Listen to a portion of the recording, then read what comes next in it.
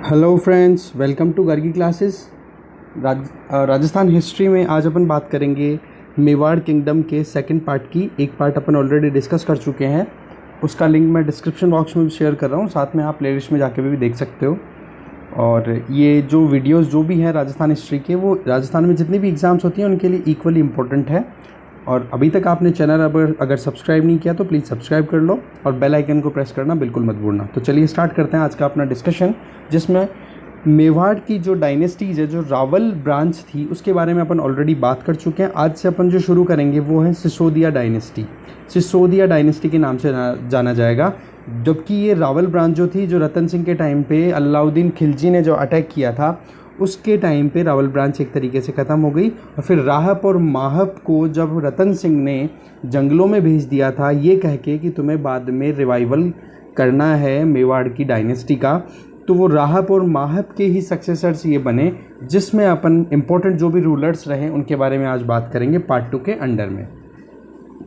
तो राहप और माहप जो जंगल में चले गए थे, तो उन्होंने उनमें से एक ने, राहप ने अपने आप को सेटल कर दिया था कहाँ पे, सिसोदिया विलेज में। अब सिसोदिया विलेज में सेटल हो गए तो इनको कहने लग गए सिसोदियाज। और इसी लाइन में सबसे इम्पोर्टेंट पहले किंग आते हैं, वो है राणा हम्मीर, जिन्होंने रूल किया 1326 से 1364 एडी में।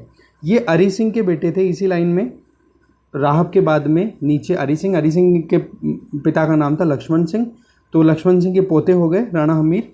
तो इन्होंने रूल किया, और इन्होंने जो रूल किया तो उसके बाद में जितने भी किंग हुए, इंक्लूडिंग हिमसेल्फ, मतलब हमीर को खुद को भी इंक्लूड करते हुए, राणा और महाराणा बोलना शुरू कर दिया। पहले वालों को तो रावल बोलते थे, अब राणा और महाराणा टैग मिलना शुरू हो गया। साथ में अब ये जो रॉयल डायनेस्टी फिर से शुरू हुई मेवाड़ में, उसको बोला जाना शुरू कर दिया सिसोदिया डायनेस्टी। एक सेकेंड, सिसोदिया डायनेस्टी बोलना शुरू कर दिया। अब जैसे कि मेवाड़ को वापस से जीता तो राणा हमीर ने जीता, इसलिए एक तरीके से सिसोदिया डायनेस्टी का फाउंडर जो है उसको बोला किसको जाता है, हमीर देव को, सॉरी राणा हमीर को ही बोला जाता है फाउंडर ऑफ सिसोदिया डायनेस्टी। जबकि रियल में शुरुआत किससे हो गई थी, राहब से, सिसोदिया गांव में रहने के बाद में। पर जो डायनेस्टिकल राजवंश की अगर बात की जाए तो वो फिर नाम आता है किसका, राणा हमीर का। राणा हमीर ने मालदेव कौन सा, मालदेव चौहान ऑफ जालोर का जो मालदेव था, उसके बेटे जैसा को 1326 में हरा दिया और वापस से मेवाड़ को अपने हाथों में ले लिया। इसलिए राणा हमीर को मेवाड़ का उद्धारक भी बोला जाता है, सेवियर ऑफ मेवाड़। जैसे कि प्रीवियस लेक्चर में लास्ट में अपन ने बात की थी कि अलाउद्दीन खिलजी के बाद में उसके बेटे ने रूल किया, खिज खान ने, और खिजाबाद नाम दे दिया गया था चित्तौड़गढ़ को।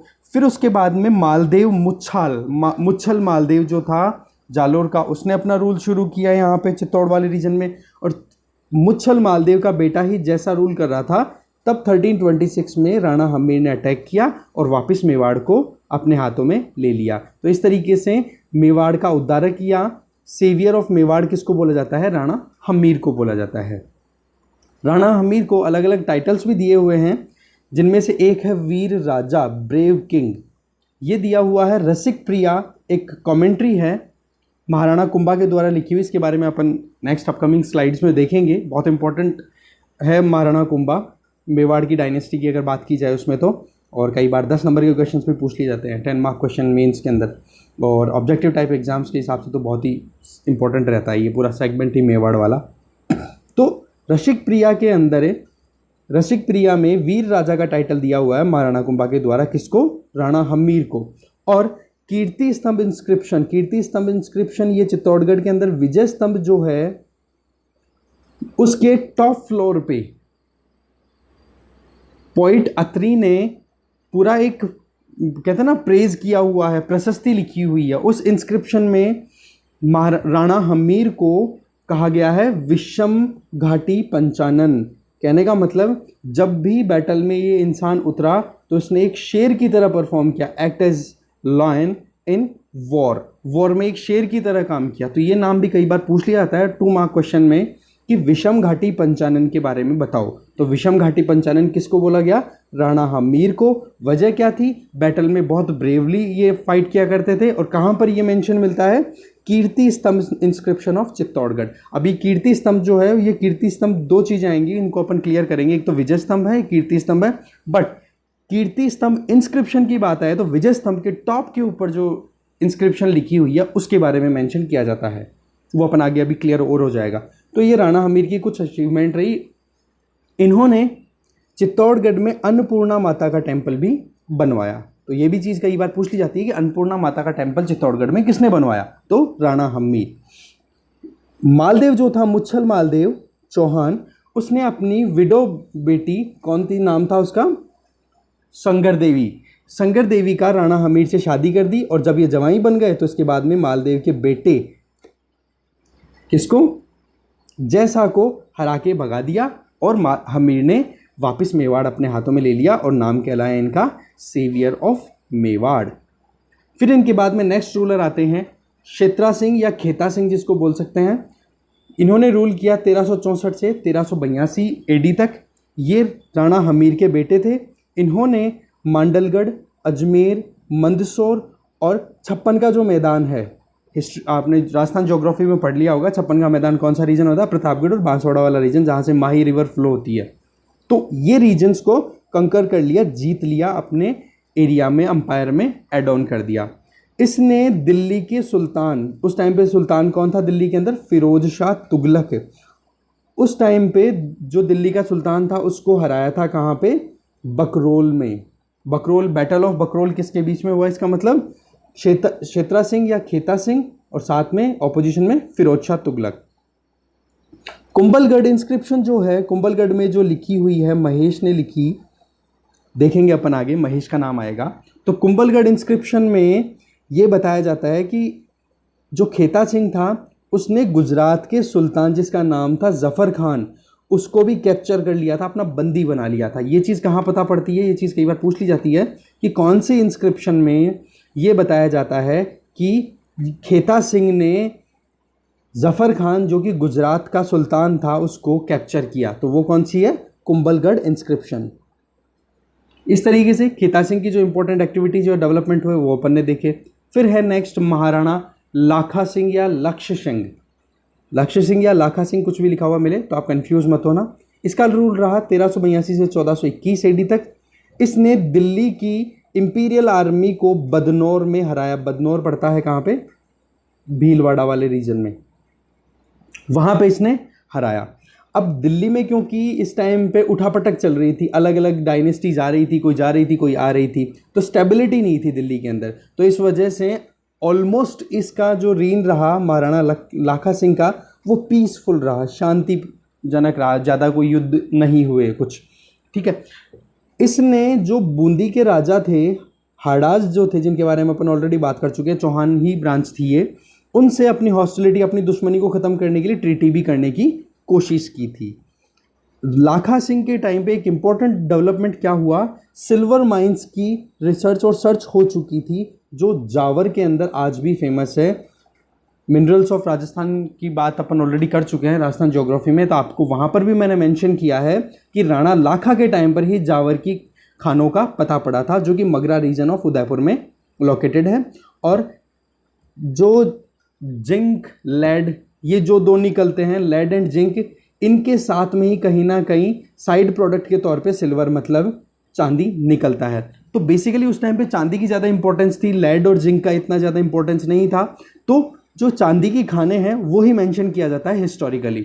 ओके, तो लाखा सिंह के टाइम पे ही जावर की चांदी की खानों की खोज हुई थी। पिछोला लेक, जिसके बारे में अपन ऑलरेडी बात कर चुके हैं, एक बंजारे ने बनवाई थी, तो ये भी, इसका भी कंस्ट्रक्शन जो है राणा लाखा सिंह के टाइम पे ही हुआ था। लाखा सिंह के जो कोर्ट में दो इंपॉर्टेंट संस्कृत स्कॉलर्स बैठा करते थे, एक का नाम था जोटिंग भट्ट, एक थे गणेश्वर भट्ट। ये दो इंपॉर्टेंट नेम्स हैं, कई बार पूछ लिया जाता है लिटरेचर पॉइंट ऑफ व्यू से कि जोटिंग भट्ट और गणेश्वर भट्ट ये किसके कोर्ट में स्कॉलर्स थे? तो ये आंसर हो जाएगा कौन सा? लाखा सिंह। लाखा सिंह के जब बूढ़ा हो रहा था तो उस टाइम पे इसके एक बेटा था, कौन था? राव चूंडा। राणा चूंडा। स्टोरी थोड़ी सी इंटरेस्टिंग है, ध्यान रखना।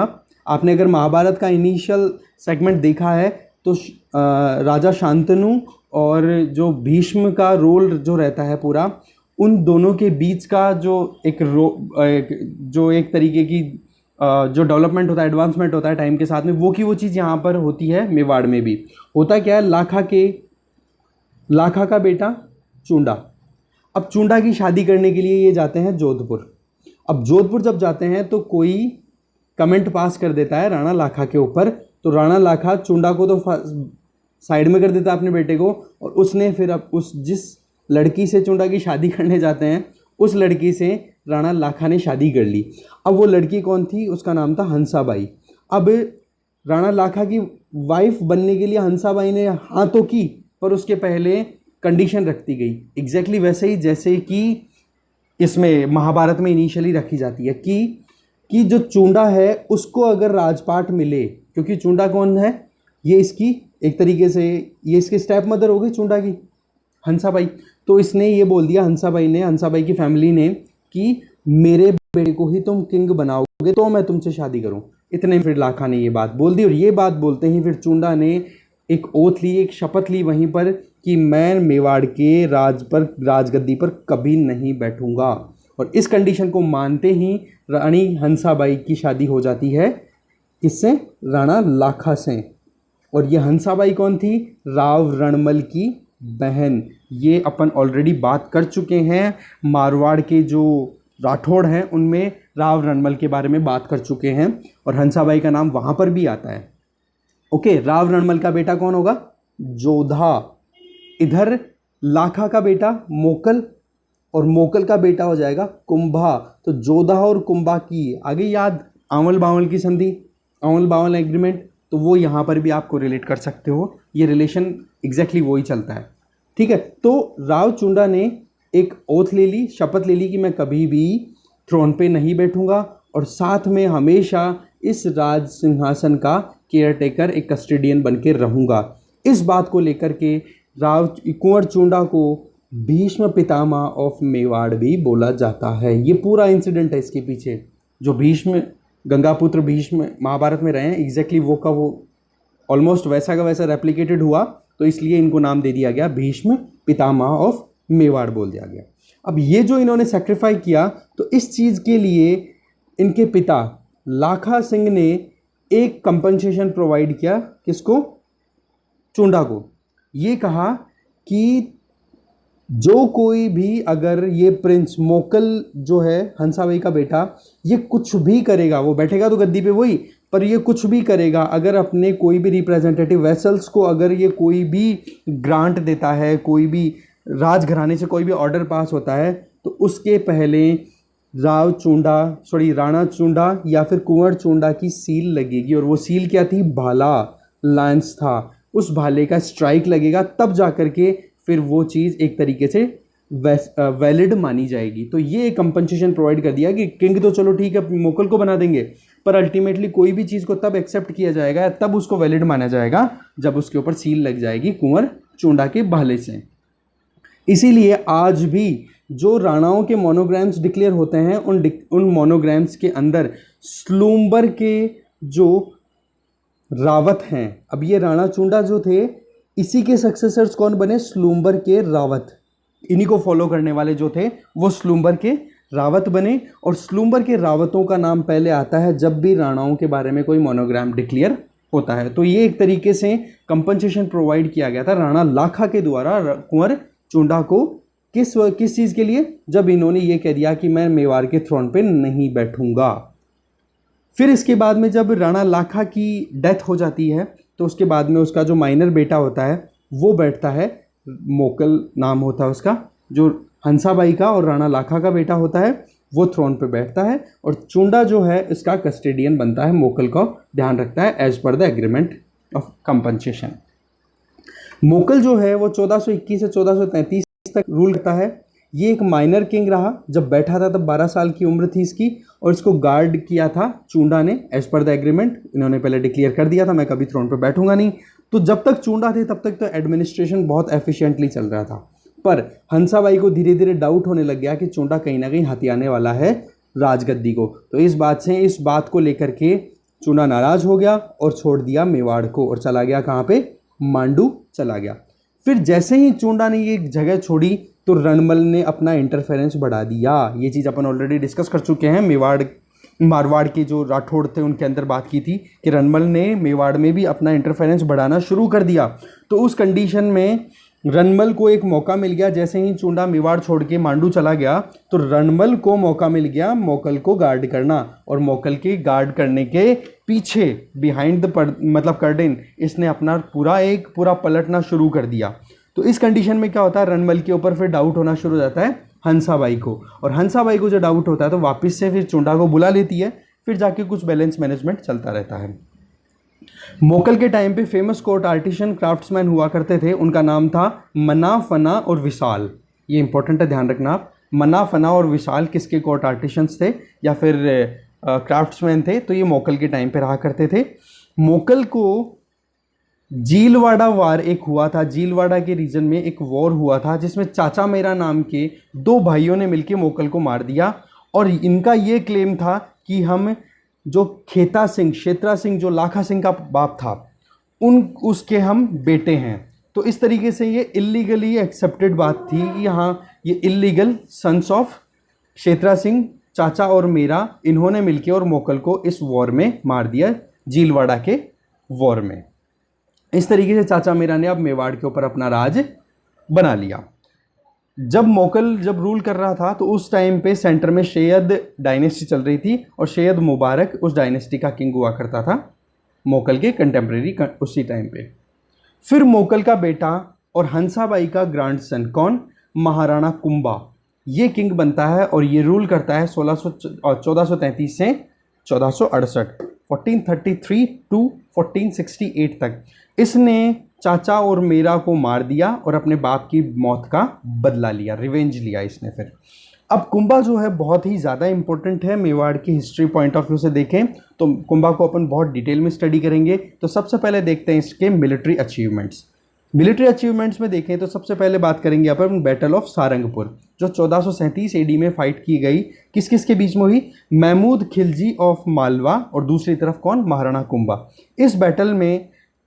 इस सारंगपुर बैटल में 1437 ईस्वी में मोहम्मद खिलजी को मालवा को हरा देता है महाराणा कुंभा, और इस खुशी में विजय स्तंभ बनवाता है। कहाँ पे, चित्तौड़गढ़ फोर्ट में। और साथ में होशंग शाह करके एक किंग थे, उनके बेटे उमर खान को मांडू का किंग बना देता है ये महाराणा कुंभा। ये जो सारंगपुर वाला बैटल है इसके ऊपर कंट्रोवर्सी चलती रहती है। अगर आप मेडिवल हिस्ट्री की बुक अगर पढ़ोगे कोई भी, तो वहाँ पर आपको कंट्रोवर्शियल बताएगा कि राजस्थान वाले तो कंसिडर करते हैं कि कुंभा जीता था, और उधर मांडू वाले रीजन में, मालवा वाले रीजन में महमूद खिलजी को विनर माना जाता है। पर अपन किसको कंसिडर करेंगे, महाराणा कुंभा को, क्योंकि अपन राजस्थान में प्रिपेयर कर रहे हैं। ठीक है। दूसरा जो बैटल हुआ वो था विक्ट्री ऑफ नागौर की जीत। ये 1456 AD में इसने कुंभा ने अटैक किया शम्स खां पे, और शम्स खां को हरा दिया, और शम्स खां भाग के चला गया कुतुब शाह के पास में। साथ में नागौर पर जीत इसने कुंभा ने जब ले ली तो इस चीज़ को एक तरीके से मोन्यूमेंटल या फिर अपन कहें कि कोई सिग्निफिकेंट बनाने के लिए नागौर से हनुमान जी की मूर्ति लेके आता है, आइडल ऑफ हनुमान लेके आता है, और फिर उसको कुंभलगढ़ फोर्ट में इंस्टॉल करवा देता है। फिर चंपानेर की संधि होती है कुंभा के अगेंस्ट में कि कैसे कुंभा को हराया जाए। तो चंपानेर की ट्रीटी होती है सुल्तान ऑफ मालवा कौन, महमूद खिलजी के बीच में, और दूसरा सुल्तान ऑफ गुजरात जो कि कुतुबुद्दीन था, इनके बीच में चंपानेर की संधि होती है, मतलब इनके बीच में ट्रीटी होती है। फिर 1457 में एक और बैटल होता है, बैटल ऑफ बदनौर, जो कि भीलवाड़ा में है। वहाँ पर इस बैटल में महमूद खिलजी को कुंभा फिर से हराता है और कुशल माता का टेम्पल बनवाता है। ये अपन टेम्पल आर्किटेक्चर में पढ़ेंगे आगे, तो नाम यहाँ पर आ रहा है तो आपके रिमाइंड हो जाएगा वो। कुंभा के बीच में और राव जोधा जो कि राव रणमल का बेटा था, ठीक है, कहने का मतलब राव जोधा कौन हो गया, कुंभा की दादी का भतीजा। समझ रहे हो, ये रिलेशन आपको क्लियर हो चुका होगा, क्योंकि कुंभा किसका बेटा, मोकल किसका बेटा, हंसाबाई का। ओके, मैं यहाँ पे दिखा देता हूँ। कुंभा, कुंभा किसका बेटा? मोकल का। मोकल किसका बेटा? हंसाबाई का। हंसाबाई किसकी सिस्टर? राव रणमल की। और रणमल का बेटा कौन? जोधा। तो इस तरीके से हंसाबाई का ये जोधा तो हो गया भतीजा, और इधर आप देखोगे तो कुंभा हो गया पोता। तो इनके बीच में जो डिस्प्यूट चल रहे थे, क्योंकि राव रणमल ने बहुत ज़्यादा इंटरफेरेंस करना शुरू कर दिया था, तो कुंभा ने इनको दिया था, दोनों बाप बेटों को। तो इस केस में क्या होता है, रणमल तो फिर मर जाता है, फिर जोधा और कुंभा के बीच में राइवलरी चलती रहती है, जबकि हैं ये रिलेटिव्स। तब हंसाबाई ने दोनों को बिठाया, बोले कि तुम दोनों बैठो, और बिठा करके फिर बाद में आवल बावल की एग्रीमेंट करवा दिया इन्होंने। कब हुआ था? 1453 में। और इसी का एक कंक्लूडेड पार्ट ये था कि श्रृंगार देवी जो कि जोधा की बेटी थी, उसकी शादी कर दी गई कुंभा के बेटे रायमल से। इस तरीके से मैट्रिमोनियल रिलेशन एक और स्टैब्लिश कर दिया गया। एक और बैटल कुंभा लड़ते हैं जिसमें जीत होती है, विक्ट्री ऑफ बूंदी, जिसमें 1435-36 में लड़ाया जाता है, जिसमें बूंदी के किंग राव बेरीसाल को हरा देता है कुंभा। तो ये कुछ इंपॉर्टेंट मिलिट्री अचीवमेंट्स रही कुंभा की। अब बात करते हैं आर्ट एंड कल्चर के फील्ड में कुंभा ने क्या किया। देखो, विजय स्तंभ के बारे में अपन ऑलरेडी देख चुके हैं, जिसको कीर्ति स्तंभ, कीर्ति का मतलब आप किसी चीज़ को प्रेज करना चाह रहे हो, इसलिए कीर्ति स्तंभ। बाकी बेसिकली नाम क्या है इसका? विजय स्तंभ, क्योंकि कीर्ति स्तंभ नाम से एक और स्तंभ है अलग से, आप कंफ्यूज मत होना। कई बार कीर्ति स्तंभ अगर मेंशन किया आ रहा है विजय स्तंभ को, तो कीर्ति का मतलब होता है आप किसी को प्रेज कर रहे हो, किसी की एक ग्लोरिफिकेशन कर रहे हो, राइट। तो उस केस में क्या हो जाता है, विजय स्तंभ को कीर्ति स्तंभ नाम से भी कई बार मेंशन कर दिया जाता है। तो कुंभा ने कब बनवाया था? जब सारंगपुर का 1437 का बैटल कुंभा ने जीता, उस विक्ट्री को कमेमोरेट करने के लिए बनवाया था। इसको बनाने में जो मेन सूत्रधार थे, मेन क्राफ्ट्समैन थे, वो जैता थे, और इसके दो बेटे नापा और पूंजा ने भी जैता की हेल्प की थी। दिस इज़ वेरी इंपॉर्टेंट, ये तीनों नाम आप ध्यान रखना। यहाँ पर जो टॉप फ्लोर है वहाँ पर कीर्ति स्तंभ प्रशस्ति, जो कि ग्लोरिफिकेशन है कि कुंभा के जो एंसेस्टर्स, मतलब पुराने जो इसके जो इनके पूर्वज हैं, कुंभा के पूर्वज हैं, उन्होंने कौन कौन से बैटल जीते उनके बारे में, और कुंभा की जो भी जीत हुई ये सारंगपुर की, उस चीज़ को एक तरीके से गुदाई की गई पत्थरों के ऊपर, उसको बोला जाता है कीर्ति स्तंभ प्रशस्ति। वो मेनली किसने की? पोइट अत्रि, कवि अत्रि हुआ करते थे कुंभा के कोर्ट में, उन्होंने कराई। और साथ में इस चीज़ को जो कंप्लीट करवाया गया, क्योंकि बहुत लंबे टाइम तक इसका कंस्ट्रक्शन चला, अभी देखेंगे अपन कितने टाइम से, 1440 से 1448 तक, 8 साल तक इसका कंस्ट्रक्शन चला। तो पोइट अत्रि ने शुरू किया, पर इसको कंप्लीट किया काम को इसके बेटे महेश ने, ठीक है। तो अत्रि, महेश, जैता के बेटे नापा और पूंजा, ये ध्यान रखना अपने को। ये क्राफ्ट्समैन हो गए, ये इधर राइटर्स हो गए, पोइट्स हो गए, ठीक है। और ये जो ग्लोरिफिकेशन है कीर्ति स्तंभ प्रशस्ति, ये विजय स्तंभ के टॉप फ्लोर पे है, लास्ट फ्लोर पे मिलती है। ये जो विजय स्तंभ है, ये अपने आप में बहुत ही unique statues of god goddesses of Hindu system, मतलब हिंदू जो देवी देवता हैं उनका मतलब एक यूनिक कलेक्शन है, इसलिए इसको थिसॉरस ऑफ इंडियन स्कल्पचर भी बोला जाता है। थिसॉरस आपने सुना होगा नाम, किसी भी एक वर्ड की डिटेलिंग लेना, कहाँ से ओरिजिन हुआ, क्या यूज़ होता है, कितने वेरिएंट हैं इसके, तो वो जो वर्ड है, इसलिए यहाँ पर ये जो विजय स्तंभ है ये अपने आप में थिसॉरस ऑफ इंडियन स्कल्पचर भी बोला जाता है। विजय स्तंभ की हाइट है लगभग 120 फीट, 9 इसमें फ्लोर्स हैं, 157 स्टेयर्स हैं, और इसको डेडिकेट किया गया है लॉर्ड विष्णु, भगवान विष्णु को इसको डेडिकेट किया गया है। और इसका जो कंप्लीट काम हुआ वो 1440 से 1448 तक कंटिन्यू चलता रहा। विजय स्तंभ को अलग नेम से भी जाना जाता है, जिसमें विष्णु ध्वज, क्योंकि विष्णु भगवान को ये डेडिकेटेड है, म्यूजियम ऑफ आइडल्स भी बोला जाता है, और world collection of Indian sculpture भी बोला जाता है। तो ये तीनों जो एक एक लाइन इंपॉर्टेंट है इन स्लाइड्स की, आप ध्यान रखना, एक एक लाइन इंपॉर्टेंट है। कर्नल जेम्स टॉड ने कुतुब मीनार से भी अच्छा बताया है इसको, विजय स्तंभ को, और फर्ग्यूसन ने ये बोला है कि जो रोम का टार्जन है उसके इक्वलेंट ये विजय स्तंभ है। तो आप देख सकते हो जो इंग्लिश हिस्टोरियंस हैं, स्कॉलर्स हैं, उन्होंने भी कितना प्रेज़ किया है कि कितना बढ़िया तरीके से बनाया हुआ है ये विजय स्तंभ। अब विजय स्तंभ को कीर्ति स्तंभ बोला गया, ये मैंने बता दिया, पर एक कीर्ति स्तंभ रियल में भी है वहाँ पर विजय स्तंभ के पास में ही, जो कि जैन कीर्ति स्तंभ है, जिसको जैन भागरवाल जीजा ने बनवाया। ये ध्यान देने वाली बात है, ओके।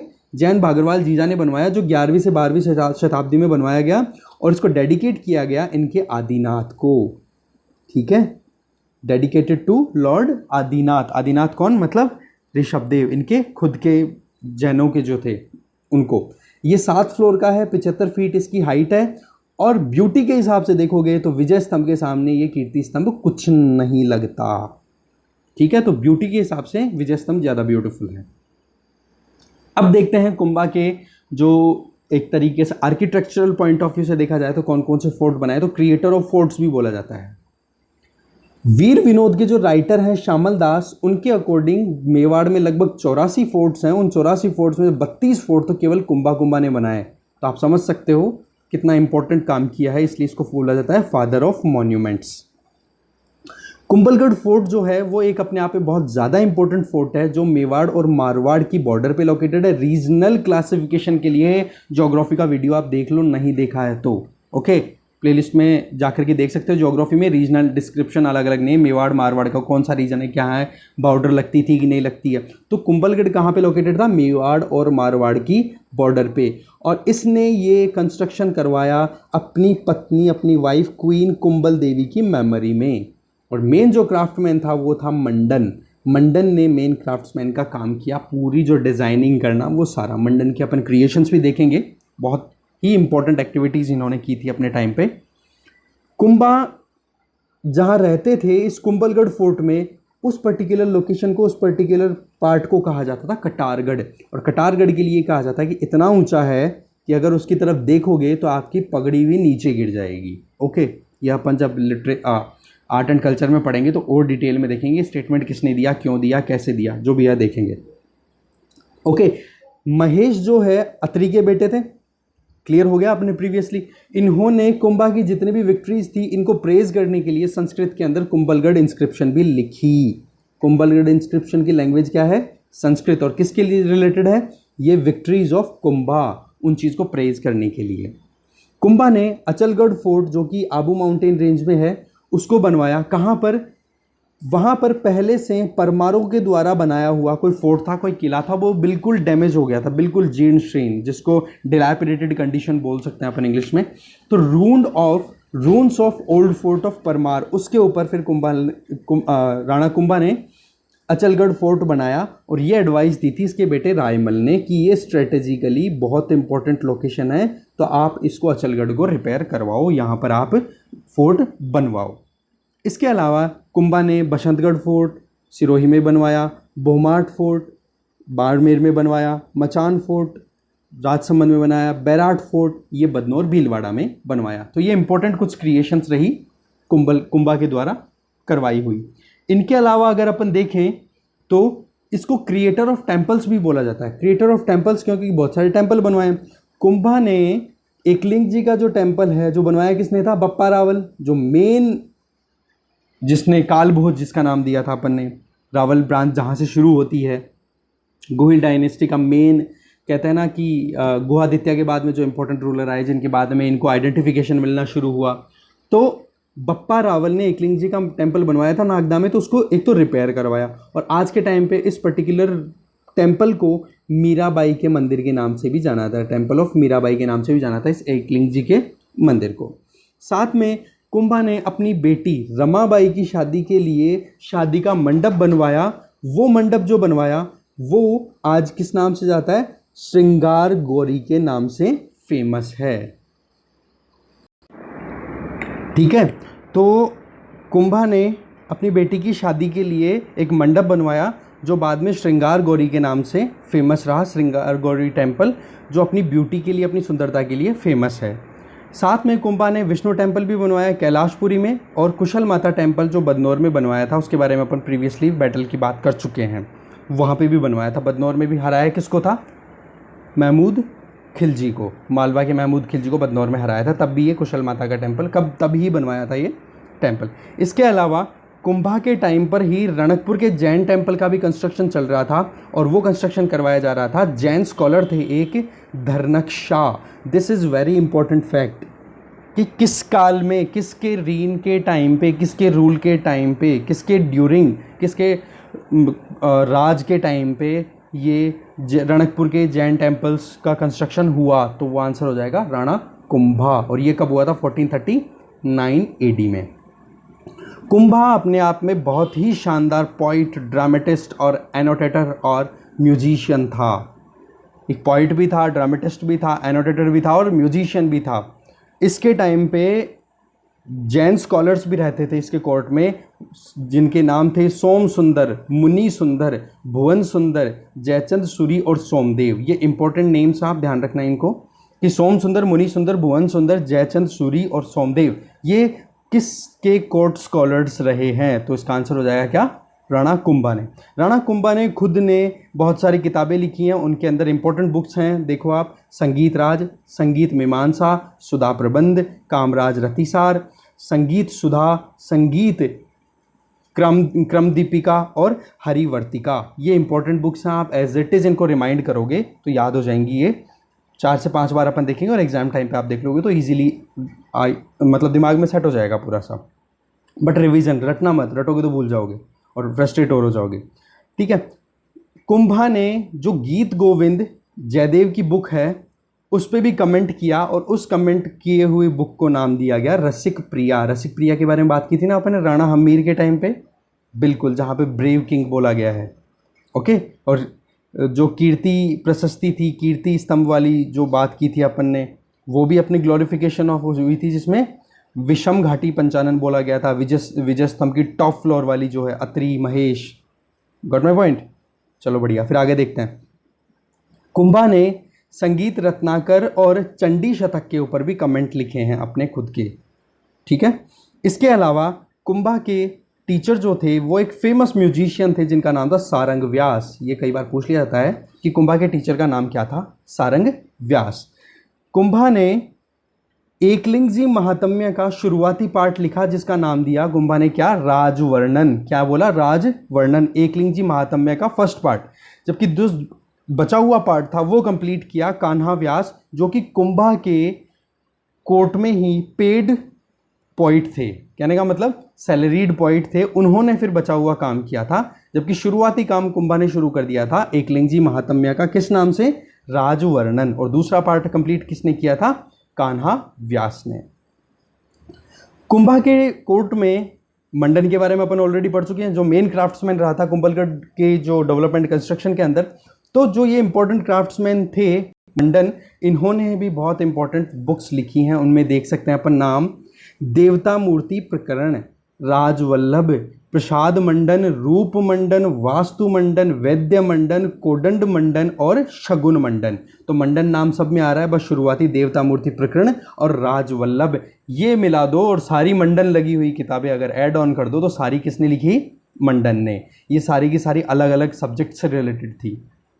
नाथा एक और क्राफ्ट्समैन हुआ करते थे जो कि मंडन के ही भाई थे, वो भी एक अच्छे क्राफ्ट्समैन थे। उन्होंने भी एक किताब लिखी जिसका नाम था वास्तु मंजरी।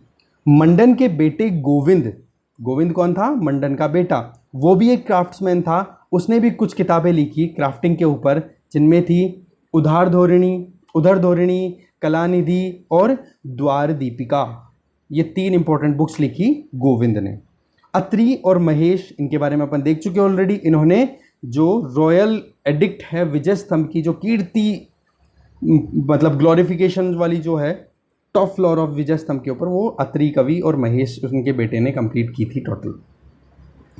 राणा कुंभा के इतने डाइवर्सिफाइड एक तरीके से पर्सनालिटी होने की वजह से इनको अलग अलग टाइटल्स भी दिए जाते हैं, जिसमें रसिक प्रिया जो कि गीत गोविंद के ऊपर कमेंट है, उस बुक में इस राणा कुंभा के लिए अलग अलग टाइटल्स मिलते हैं, जैसे महाराजाधिराज, राणा रासो, दान गुरु, राजगुरु, परमपुरु, हाल गुरु, नरपति, हिंदू सुल्तान, अभिनव भट्टाचार्य।